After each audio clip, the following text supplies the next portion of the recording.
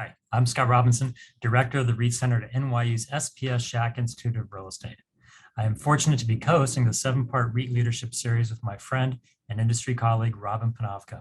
Robin co-chairs Wachtell Lipton's real estate and REIT M&A practice with Adam Emmerich, both of whom have long supported the Schack Institute of Real Estate, notably as conference co-chairs of our annual REIT symposium held every spring in New York City.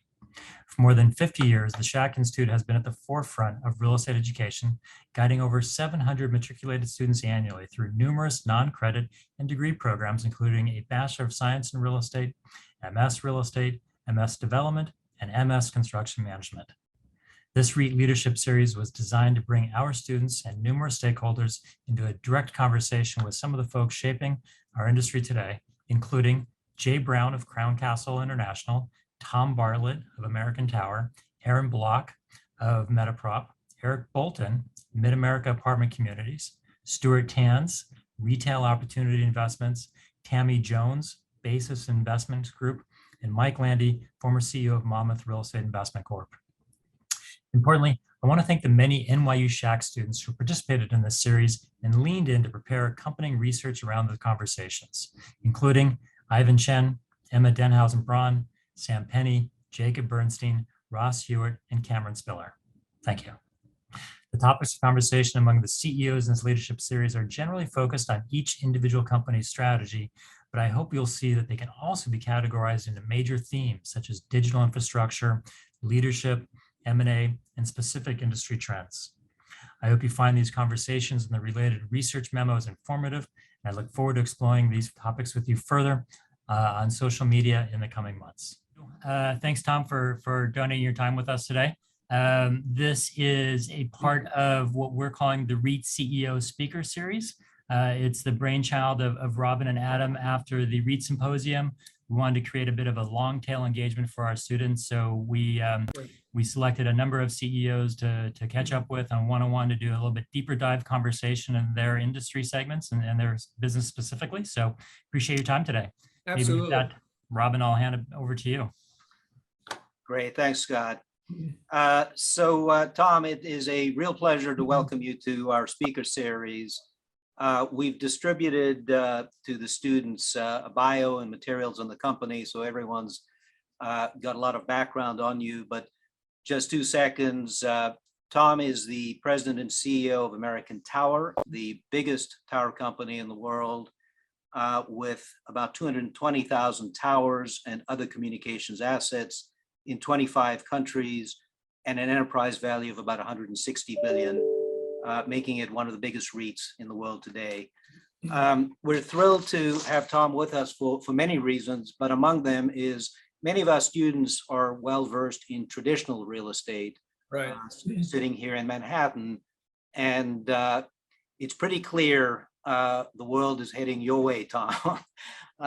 It looks like I was just looking at the list, 5 of the 10 biggest REITs are now digitally driven, either towers, data centers, or the warehouses that ship all that Amazon stuff. If you go back 10, 15 years, it was all mall companies and traditional real estate, but the world is heading your way. Which really brings me to the growth story. I listened into your last earnings call, and growth just seems to be everywhere. You seem to have had a very strong quarter, and you're optimistic about where things are headed. What's driving all of that? Well, no, first of all, Robin, thanks for having me. It's wonderful to be able to talk with you all and participate and get to know all of your grads and undergrads at the program. You have such a wonderful program, and it's so well known. And so I really appreciate the invite to be here. If you kind of step back and if you take a look at our business and how we fit kind of within kind of the broader digital infrastructure, because when you started to talk about the top 5 of the 10 REITs are somehow connected, maybe it would be a good place to think about kind of the digital infrastructure world. When you think about digital transformation, we're all taking part in that. with every device, with everything that we're doing. Digital transformation, as we see around the world, needs to be cloud-based. It's going to be interconnected, and it's going to be distributed. And so when you think about an asset class like communication towers, or even data centers, or what you were talking about before, warehousing, it's all part of this kind of huge digital infrastructure asset class. And I think that the tower model in and of itself is probably the best business model of all of them. And maybe if I can take a minute and kind of walk people through. That'd be Because great. when we became a REIT back in 2012, we had to do a lot of tower kind of 101 education with the IRS. Towers, telephone poles, all of these things have been around for 60 years. And they've all been classified as real estate. But we, as you identified, look a lot different than the traditional types of real estate. And the drivers of our growth are much different than what you would traditionally think of as in real estate. And if you think about our business model, which might help you a little bit when you start to think about the growth story, the model is rather simple. We'll build a 150-foot tower. And it's generally these days a monopole piece of steel. We'll rent or own some space, and it's usually 2,000 to 3,000 square feet underneath the site. We'll put some fence around it. We'll put gravel down so we don't have to cut the grass.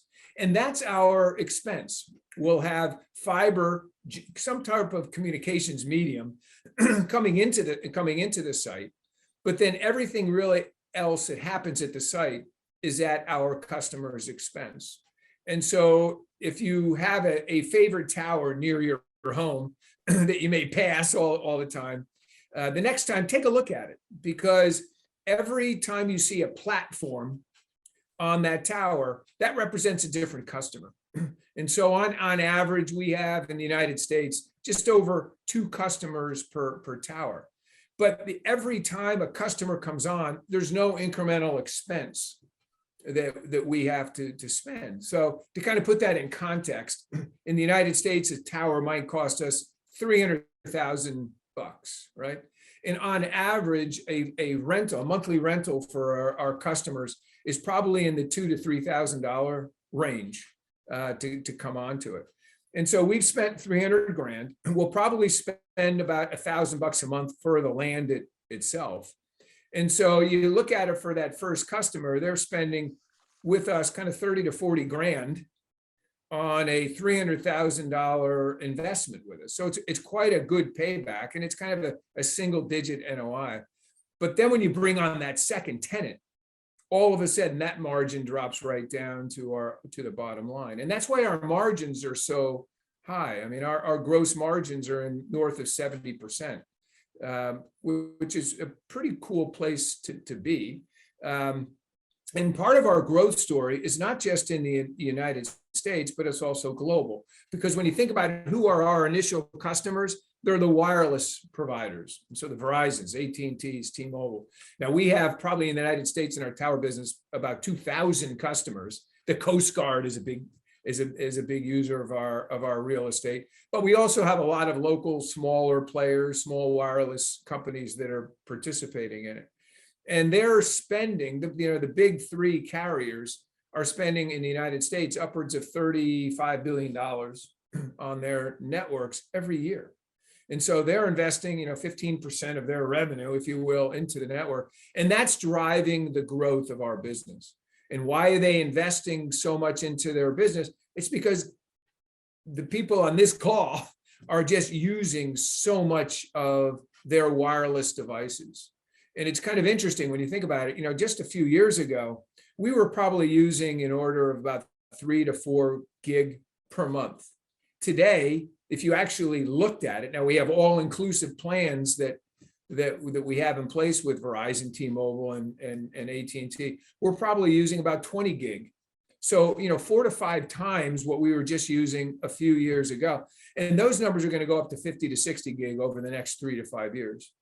So that additional usage requires our customers to have to invest more heavily into their networks so that they can continue to provide the kind of service that we're looking and paying for. And so that's what's driving our growth. And we call that organic growth in our business. And traditionally in the United States, it's been kind of in that 6 to 8% kind of range. It's a little bit lower this year for some in fact, it's Sprint and T-Mobile got together. And so we have some churn on the what we call it on the Sprint side, as some of that stuff is coming off the site. But generally it's in that kind of growth rate. And what's really cool is that outside of the United States, the physics are the same. The best way for our customers to get a signal out to one of our devices is through a 150-foot tower. So the sites look exactly the same, and the technology is the same. Now, the other element and what's driving our growth is clearly the move from what once was, we've all heard of 3G, now 4th generation, and now we're moving into the 5th generation wireless. And 5th generation wireless will be, more like the quality of the signal that we see on our TV sets, if we still have them, at home. It is high def. And when you think about the transition from 1G to 2G to 3G, it went from kind of clunky texting, it went to being able to down or stream software to the point now where it's really getting into high definition quality signals. And so that allows us to do a lot more things on it. It's a lot faster. Gaming, for example, is really becoming a significant application that we are all using.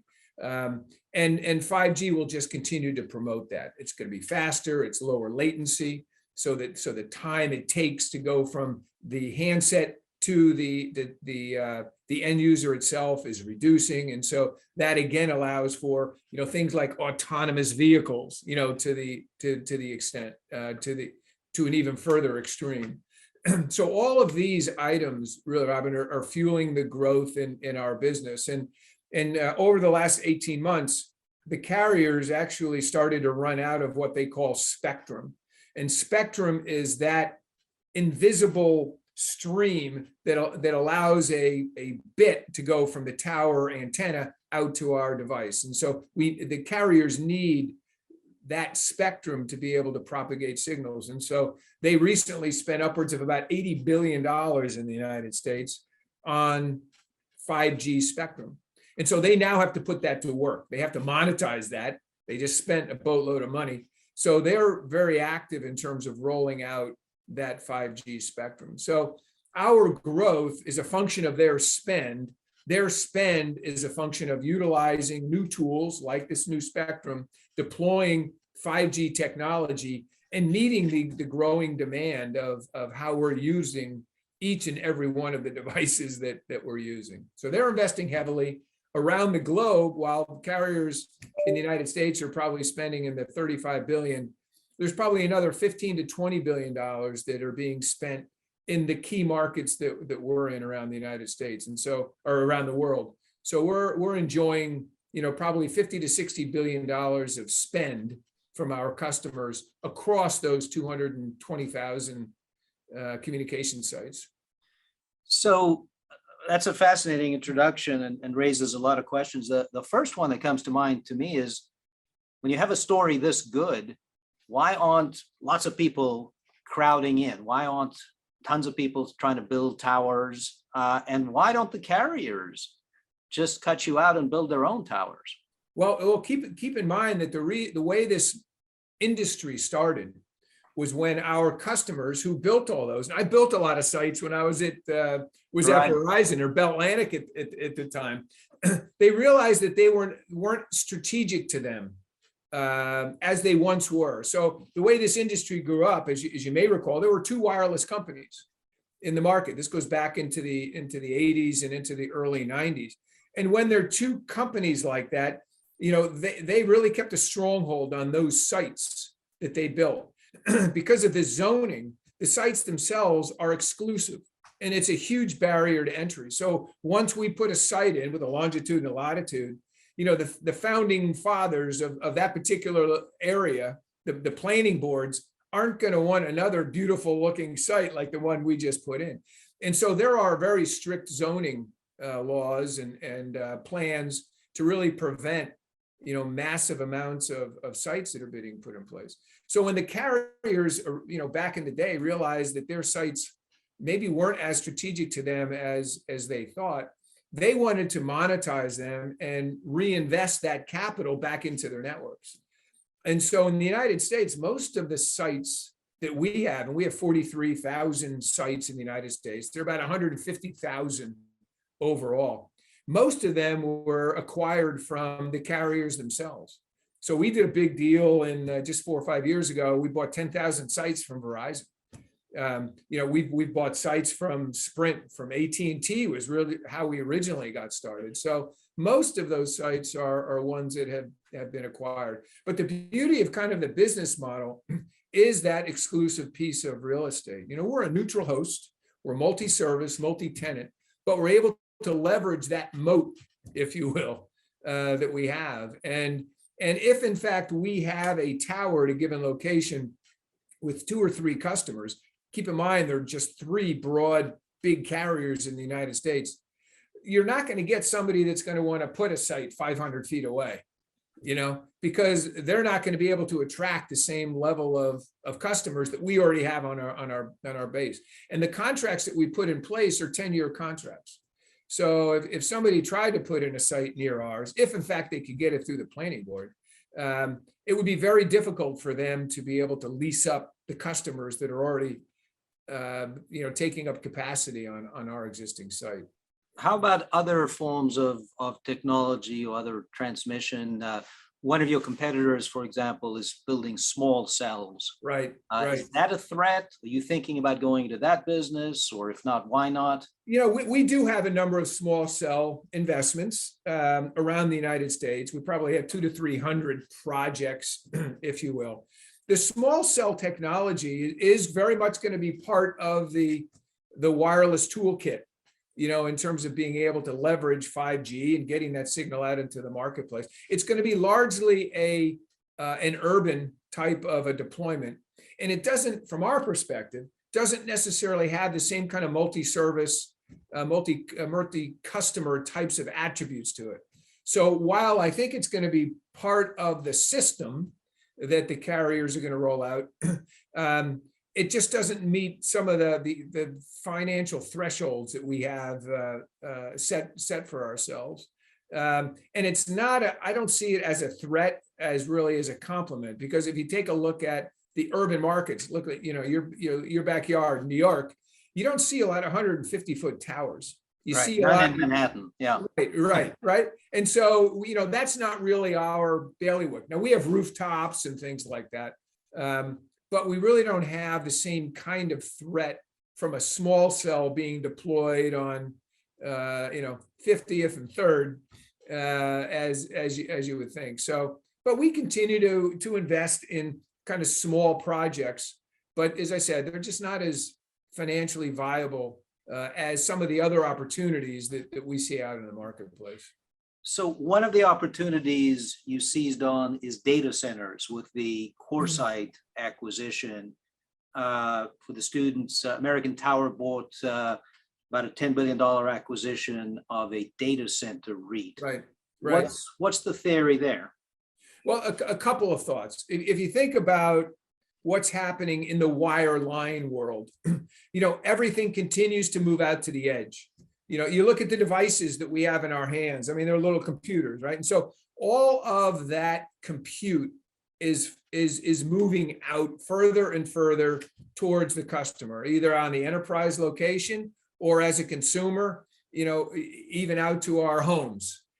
And so the thought behind that notion, as well as what new technology brings, and that's 5G technology, which will promote faster and faster signaling and require more and more compute to be done out at the customer's prem. And so our theory behind this is that when you start to think about the data center model, which has a lot of the same attributes as a tower model, multi-service, multi-tenant, doesn't necessarily have exclusive real estate because people can get warehouses and build out data centers. but it has a lot longer term contracts. It has a lot of the same attributes. And the thought that we have is, first of all, we really like the data center asset class and that business, but we also like this notion of the information compute power moving out to the edge, because that's where we are. You know, when you think about our 43,000 sites, we are at the edge, you know, and as we see the information flow develop over the next 3 to 5 years, we think a lot of that compute capability is going to exist out at the edge and out at the site level. And so what we like about the data centers, first of all, is their fundamental business, but the fact that, you know, they're very interconnected and they're very cloud-based. And so when I was talking about kind of the 3 requirements for digital transformation, being cloud-based, interconnected, we bring the distribution.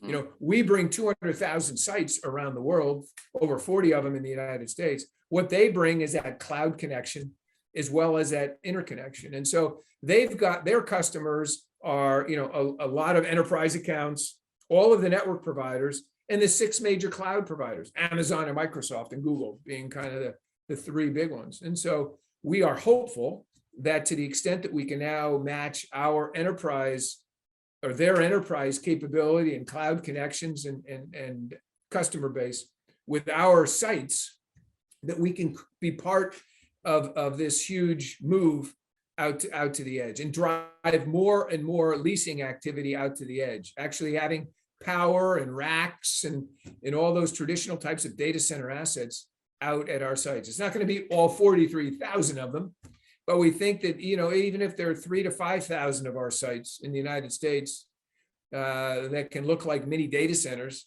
as well as providing this wireless connectivity, that we think that could be a pretty interesting way of creating value. Fascinating. So let's talk about the broader environment for a moment.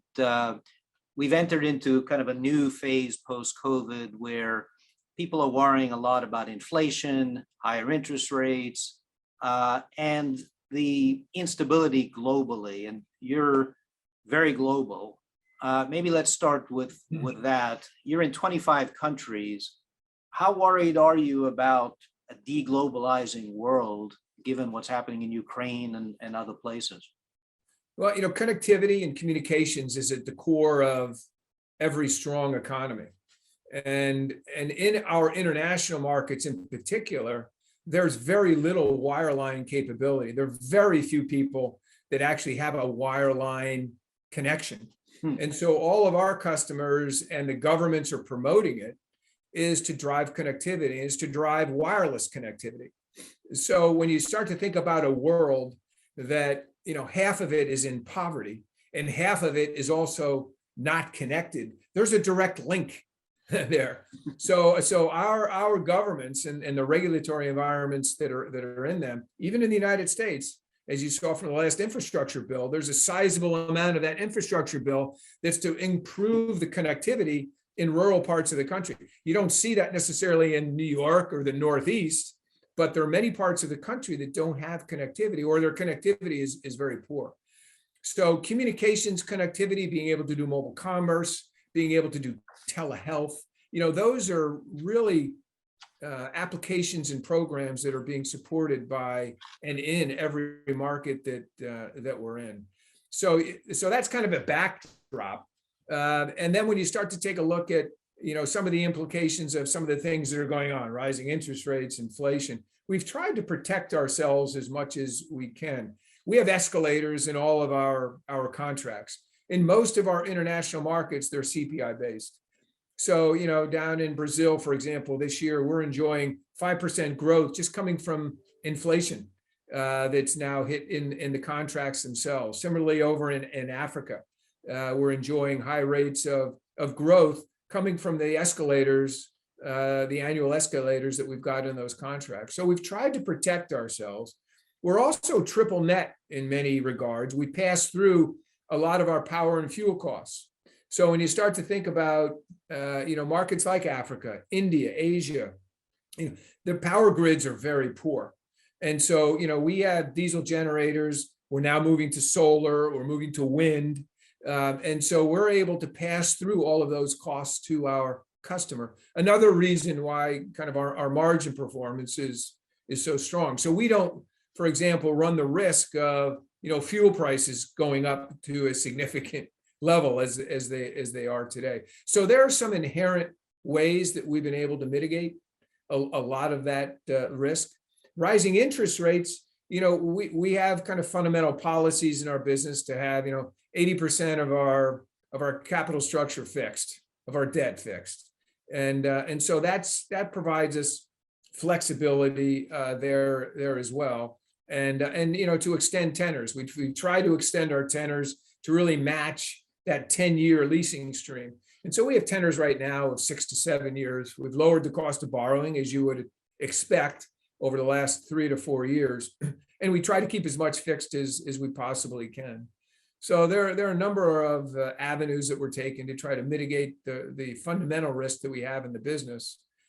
Even on the supply chain side, we don't have a lot of supply chain risk.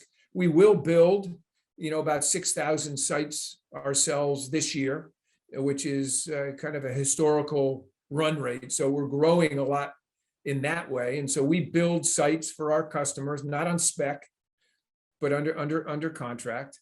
And we try to procure a lot of that steel ahead of time so that we don't run into, kind of your traditional supply chain issues, which are popping up all over the world as we speak. So are you building mostly overseas? Because Yes. Yeah, largely overseas. There's very little built in the United States. We may build 100 sites in the United States. We're building probably 4,000 sites in India. We'll build, 1,500 sites in EMEA, Africa, largely Nigeria, South Africa. And we'll build probably 1,000 sites down in Latin America, Brazil, Mexico, Colombia. And the growth abroad, as well as in the US, is largely through M&A and buying from carriers? Well, it's the same model. So the largest piece of our growth is really organically. So, the international markets, the reason that we really moved into our international markets, it's the same business model. Again, technology is the same, physics are the same, the towers look the same, but they're generally a technology or two behind us. And so in many of our markets, they're still rolling out 3 and 4G. And so as a result, we've been able to get into these markets and enjoy some outsized growth because, again, they have very little wireline presence. And so our organic growth internationally is, 300 basis points faster generally than we're enjoying, we have in the United States. And then on top of that, you're right, we do have a very strong inorganic program. So over the last 4 years, we've probably spent north of $40 billion on buying stuff. And so we just bought a significant portfolio in Europe from Telefonica.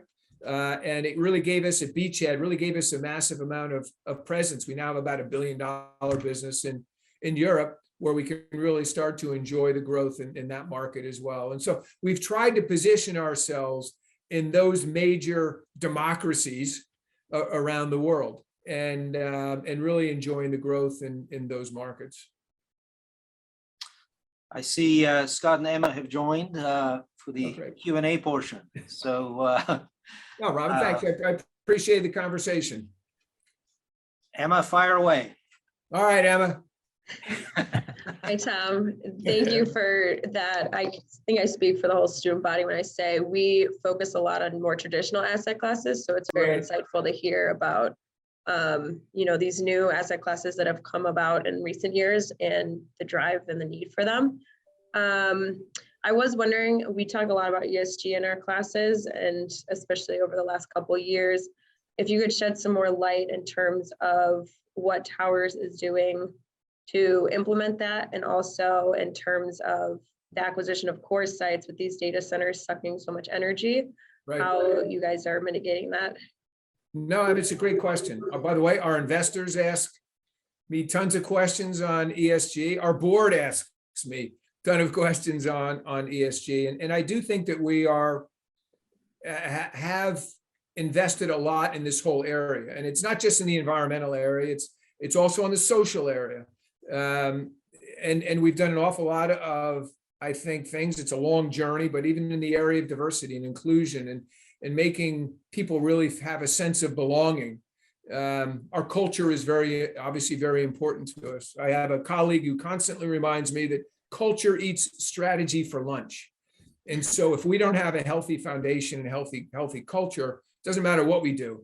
Our employees won't find purpose in what they're doing. They're not going to find it meaningful in what they're doing, and they're going to leave. And so it's very, very important for us to have that sense of purpose and ensure people feel a sense of belonging and commitment to the business. And the environment is exactly the same. And we're probably now on our third sustainability report. And so you can go out on our website and take a look at all of the things that we're doing in that ESG area. But the most significant one, as you identified from an environmental perspective, is really around power. And as I mentioned before, particularly in our African markets and our Asia markets, the power grid is really weak. And so power is a critical requirement for our tower assets. It's a critical requirement, obviously, for our data center assets.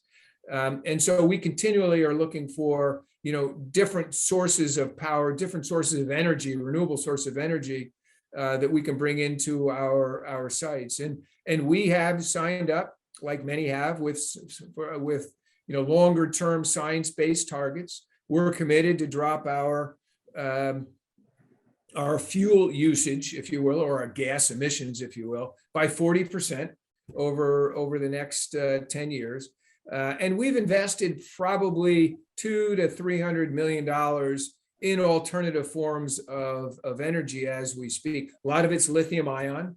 So the key is taking the diesel out and then being able to move lithium ion. We're probably going to be deploying this year about 10,000 solar panels.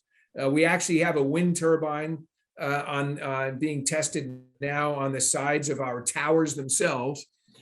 So there are many different avenues that we're going down to make ourselves a better citizen, if you will, across all of the markets that we're serving. And we're working with a number of different academic organizations, as well as publicly funded organizations to see what additional things that we can do to be able to bring down the overall cost of fuel or the overall usage of fuel. What's interesting is that when our customers come onto our sites, that's their infrastructure.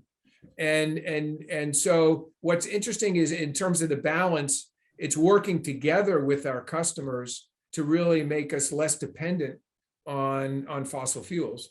And so that's a lot of the effort that's going on as we speak. But we are absolutely committed to bringing down the overall usage of that fuel. It's growing. 5G requires more energy than 4G or 3G did. And now we're looking at a number of different cooling capabilities within our data center assets. We have 25 data center assets in the United States. We have upwards of 400 megawatts of power that we're now servicing. And so there are a lot of advancements that are being made to really reduce the overall power requirements and make the cooling and power much more efficient that we're also signed up for. So we've actually committed to it. We've actually signed on the dotted line that we're putting capital to do this. So it's not just lip service. And as you probably are aware, the regulatory environment within the United States is going to be requiring us to report on it. And so, they're holding us accountable to making sure that we're stepping up to the commitments that we've been making. So I would expect there's actually a comment letter out right now from the SEC on what that might look like and how we might be thinking about that. And so I would expect in 2023 might be the first year for us actually having to report on it, just like you have auditors' opinions and things like that in our Qs and Ks. They're going to be looking for attestation on what we're doing. So people are holding our feet to the fire, and it's the right thing to do. We have a lot of work to do to make headway, but I think corporate America and around the world are going to be making some initial inroads. We have the World Economic Forum is coming up in a couple of weeks, and this is top of mind, and how we are dealing with this around the world. So it's clearly not just a U.S. issue. It's an issue that many companies like ourselves are embracing around the world. Gotcha. That's great. Thank you for that. This kind of leads me into also more the remote locations and energy in that space. In terms of COVID, when COVID hit, I know you guys saw an increase in probably revenue. Did you guys see certain markets that you were requiring, or how did you guys go about acquisitions and the need for some of these new markets, if there was a need in some new markets? Yeah, COVID? no, our build program was strong. As you would expect. What was kind of interesting is that when COVID was at its kind of its prime, it moved traffic, right? And so it moved traffic from Broadway, out more into the suburbs. And so our customers were well prepared for that type of an event. What we used to call, and we still call, kind of busy hour usage, just moved. You didn't have a lot of that commuter traffic going on at 7 o'clock going over one of the bridges or through the tunnels or whatever it is. And it stayed in our homes largely. And so customers really relied on their Wi-Fi networks, or they also relied on the traditional kind of wireless network. And some markets were better prepared than others, as you would expect. Some of our international markets weren't as well prepared as the US market was. In the US, we've invested a lot more capital into the networks. And so in our international markets, our build programs picked up to be able to handle some of that additional capacity. And interestingly enough, the usage patterns haven't slowed down. Communications became even that much more important. Connectivity became even that much more important. And as I mentioned before, there's such a large part of the world that is not connected. And so it, unfortunately, with the COVID, it created more of this digital divide, as we call those with and those without. And so we have a number of initiatives, Emma, that we're actually embarking on. One is called Digital Communities, where we will actually, at one of our sites, and this is largely in Africa, in India, now down in Latin America, although we have our first site actually up in New Hampshire now, as we speak. We will create a community of services that can bring connectivity to those that have never had connectivity. So for example, in India, we took a number of our sites and worked with Apollo Hospital, where at the base of our sites, we're actually now providing dispensaries. People can get medication, as well as people can get telehealth services where they've never had it before. We have a number of our sites where we have school and education facilities nearby, where we've actually worked with local providers. We've brought in laptops and in the classroom, and now we can provide educational types of services to kids, and we've trained thousands and thousands of kids. And so again, it comes back to this purpose that I was referring to before. I mean, our mission is to connect the unconnected, to provide wireless everywhere that we can possibly provide it. And that's really hit a nerve, I think, with our employees, particularly as we come through COVID, just how important that connectivity is for the world. And it's really given people purposes to come to work and to help provide that additional capability for people. And so COVID was no different. We worked from home and are now largely back in the offices, but we work from home and we were very resilient. Our employees did just yeoman's work to be able to meet the demand from our customers, such that they could continue to provide this connection to those that lost it or never had it to begin with. Awesome. Thanks. Thanks for that, Tom. As we discussed earlier, obviously a lot of our students are focused in, called the primary food groups of real estate, but they, as Emma pointed out, have strong interest in digital infrastructure. You guys have done a great job of providing overview and background information on your website, so I definitely encourage my students to go check that out. But if I wanted to give my students some metrics or some indicators about the demand outlook for towers. Obviously, you guys are net leased, and we can talk about rollout of 5G, but are there fundamental demand metrics that you look at to think about the demand outlook that my students can start thinking about? Yeah, I mean, the most significant correlation, I think, with our growth is capital that our customers are spending. So when Verizon comes out and they say that they're going to be spending upwards of $15 billion on their networks, that's a good indication of ongoing growth for our assets. When the government comes out and they say that, you know, they're going to be issuing, you know, high band spectrum, which is a signal that doesn't propagate very far versus a lower tiered spectrum, that's a good indication of growth demand.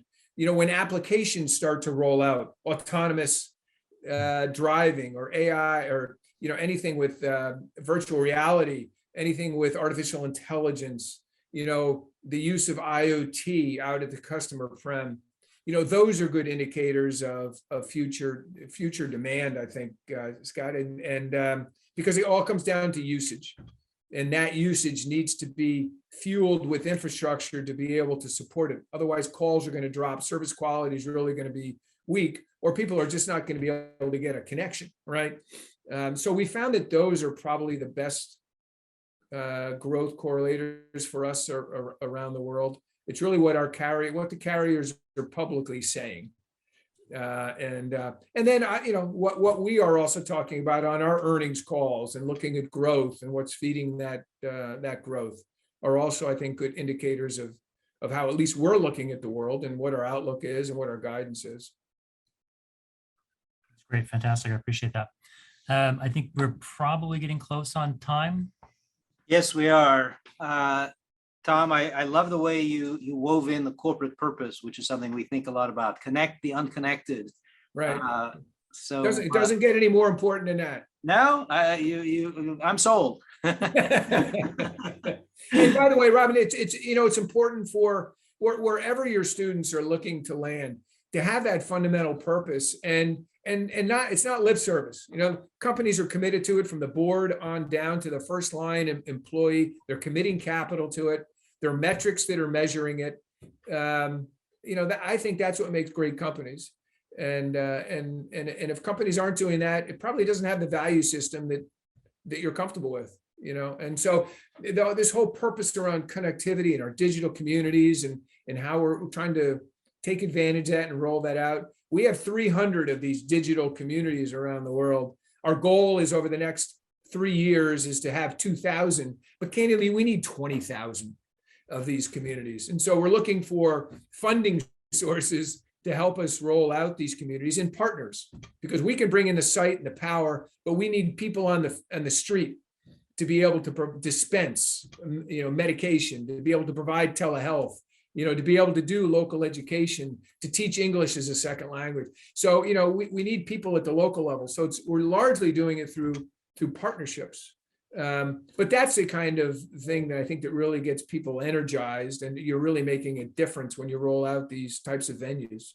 And these are partnerships with NGOs, or? Yeah, largely NGOs. As I said, the one we have with Apollo Health. You know, even working with UNICEF, working with a lot of different local organizations, educational facilities, to be able to bring these kinds of local capabilities into the villages and into those communities themselves. So interesting. Apropos of nothing, but why New Hampshire? There's actually a refugee area up in New Hampshire where we're actually providing additional skills and capabilities to those that are coming in from other countries. Well, fantastic. If that doesn't motivate the students, I don't know what will. There you go. Yeah, no, that's great, Ron. I appreciate that. Really appreciate your time. Can't thank you enough. No, I look forward to it, and I look forward to keeping the connection going. Thanks. Thank Thanks you so Tom. much. Appreciate Take it. care. Thank you. Okay, thanks, Bye-bye. Emma. Thanks, Emma. See you guys.